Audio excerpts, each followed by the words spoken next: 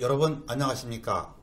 실제 소송에서 문제되는 부동산 법률을 이해하기 쉽게 설명해 드리는 택스의 투시경 이택수입니다. 이번 시간에는 아파트 분양을 받았는데 실제 면적이 계약 면적보다 적다면 라는 주제로 말씀 올리겠습니다. 우선 구독, 좋아요, 알림 설정 부탁드립니다. 이 통상 아파트 분양을 받을 때에 아파트 분양 광고를 보면 뭐 24평형이니 33평형 등과 같이 이 평수가 표시되어 있습니다. 일반인의 경우에 그러한 광고 내용을 진실로 믿고 청약을 하지요. 그 후에 그 분양 계약서를 작성할 때도 수많은 사람들이 분양 사무실에서 분양을 하다 보면 일반인들은 그 계약서의 조항이 우선 많고 복잡하고 또 어렵기도 해서 세밀히 내용을 따져볼 겨를도 없이 계약을 하는 경우가 대부분입니다. 이 문제를 설명하기 이전에 우선 이와 관련된 우리 민법 조항을 보자면 이렇습니다. 이 공산품이나 농산물 등 이 물건을 매매할 경우에는 단가의 수량을 곱한 것이 매매 가격이 되고 이를 수량 매매라고 합니다. 민법 572, 573, 574조에 의하면 이때에는 수량이 모자랄 경우 매매 대금을 감액할 수 있다고 규정되어 있습니다.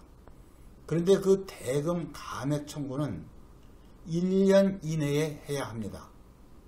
매수인이 모르고 있었다면 이를 최초로 안 날로부터 1년 내에, 또 매수인이 처음부터 알고 있었다면 계약한 날로부터 1년 내에 행사하여야 합니다.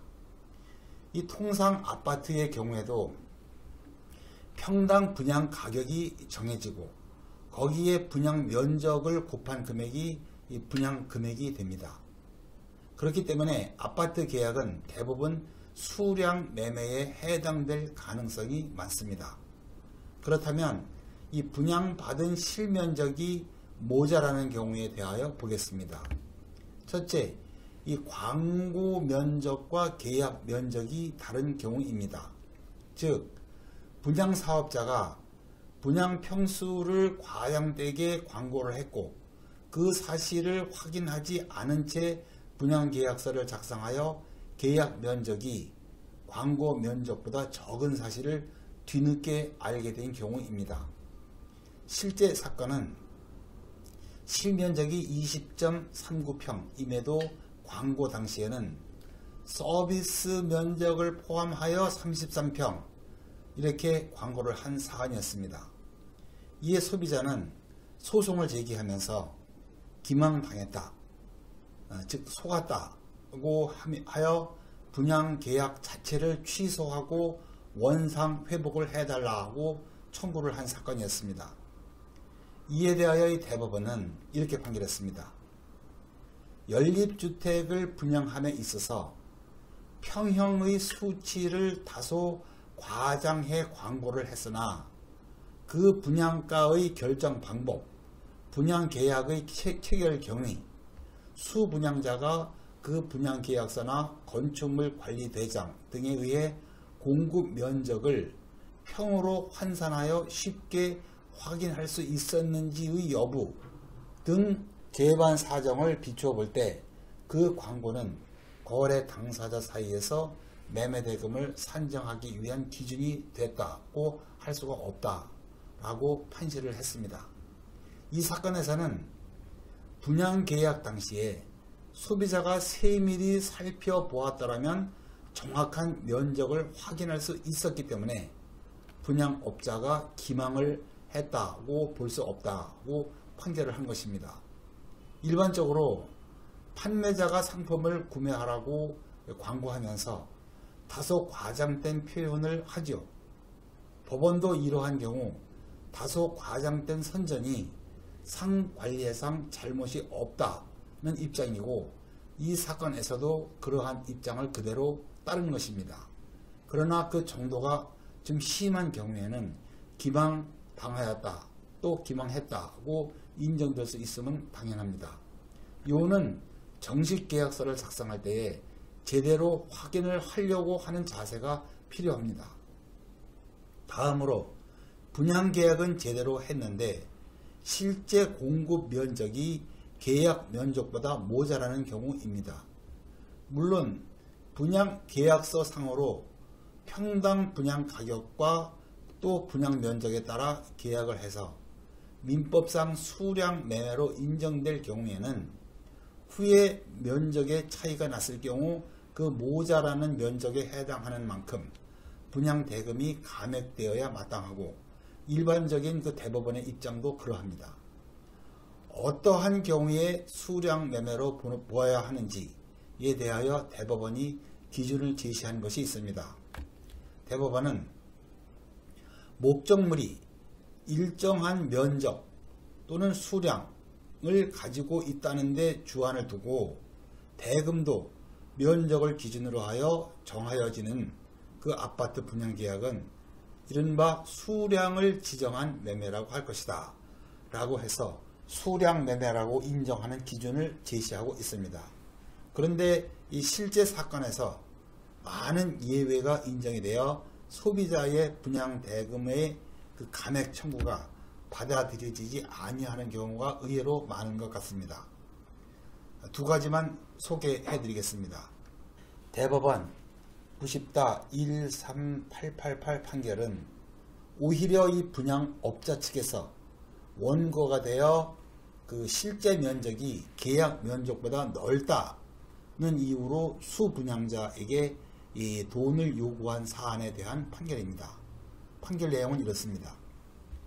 원고와 피고들 간에 체결된 그 아파트 분양계약이 아파트의 6층 607호, 1층 102호 등으로 특정된 아파트 1동씩을 특정하여 매매한 것이므로 이는 수량을 지정한 매매가 아니라 특정물을 목적으로 한 매매로서 설사 분양 안내 카탈로그가 잘못되어 피고들이 분양받은 아파트의 실제 면적이 분양계약서상에 표시된 분양 면적보다 다소 넓다고 하더라도 피고들이 법률상 원인 없이 이득을 얻은 것이라고 할 수가 없다 라고 판결을 해서 분양업자 측에서 면적이 계약서보다 넓으니 추가로 분양대금을 지급하라고 청구한 사안에서 법원은 수량 매매라고 인정하지 아니하여 분양업자의 청구를 배척한 사례가 있습니다.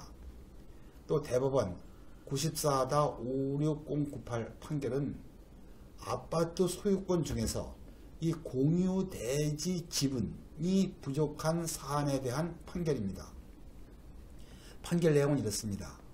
아파트 분양계약이 수량을 지정한 매매에 해당된다고 하더라도 이전 등기된 공유 대지 지분이 부족하게 된 원인이 분양계약 당시 분양계약자들과 주택건설사업자가 공유지분 산정의 기초가 되는 아파트 대지를 실제와 다르게 잘못 알고 있었기 때문이 아니라 주택건설사업자가 분양계약 당시 공유지분 산정의 기초가 된 아파트 대지 중 일부를 분양계약 후에 비로소 공공시설용 대지에 편입하여 시에 기부 체납하였기 때문이라면 주택건설 사업자에 대하여 민법 574조에 의한 담보책임을 물을 수가 없다.